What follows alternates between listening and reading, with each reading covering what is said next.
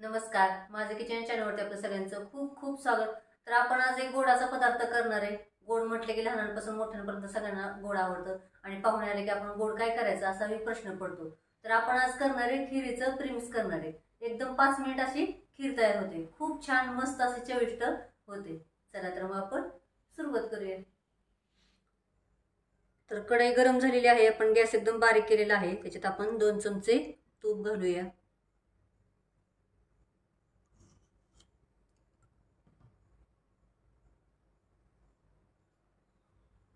आणि इथे 2 वाटी बारीक रवा घेतलेला आहे।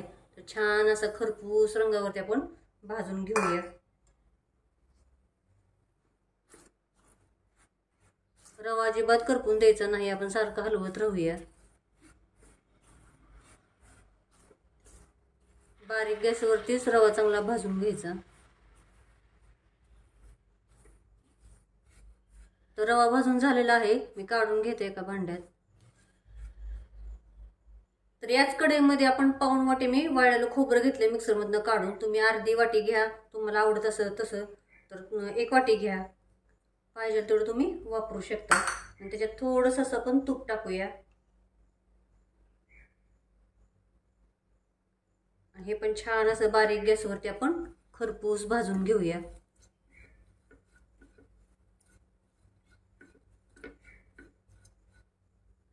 आता खोबरं पण भाजून झालेलं आहे, खोबरं पण काढून घेते आता। तर याच कढईमध्ये आपण आता अर्धा चमचा तूप घालूया। आणि ते मी 15 खारीक घेतली होती, ती बारीक अशी केली, बिया काढून बारीक तुकडे करून घेतलेत। ही पण छान अशी भाजून घेऊया।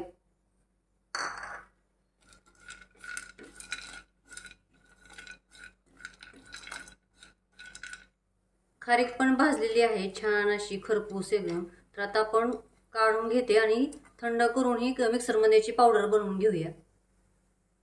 तर आता आपण एका भांड्यात भाजलेला रवा घेऊया, खोबरं सगळं आता हे मिक्स करूया आपण। खारीक बारीक केलेली आहे, तुम्हाला खारकीची पूड मिळाली तर ती पण वापरा, पण तुपात भाजून वापरायची। आणि इथे 1 वाटी मी पिठी साखर घेतलेली आहे। तुम्हाला जेवढं गोड पाहिजे तेवढं तुम्ही खाऊ शकता। इथे दूध मसाल्याची पुडी वापरलेली आहे। तर आता आपण हे सगळं मिक्स करूया।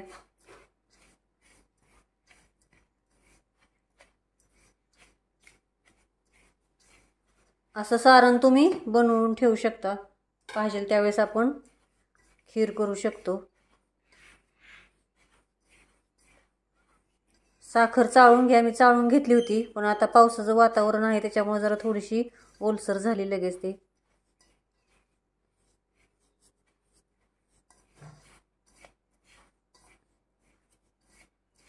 तर हवा बंद भरणीत तुम्ही भरून ठेवू शकता, पाहिजे त्यावेळेस खीरला वापरू शकता।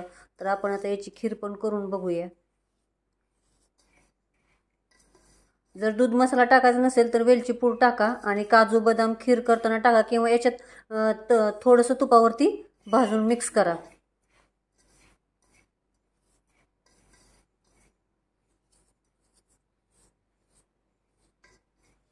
तर आता आपण खीर बनवायला घेऊया। कढईमध्ये आपण 1 चमचा तूप घालूया आणि 1 ग्लास दूध घेतले।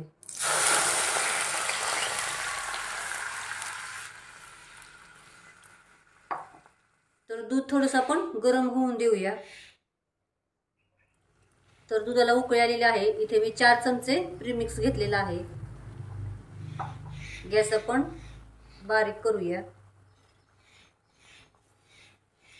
आणि 5 मिनिट आता खीर होऊन देऊया।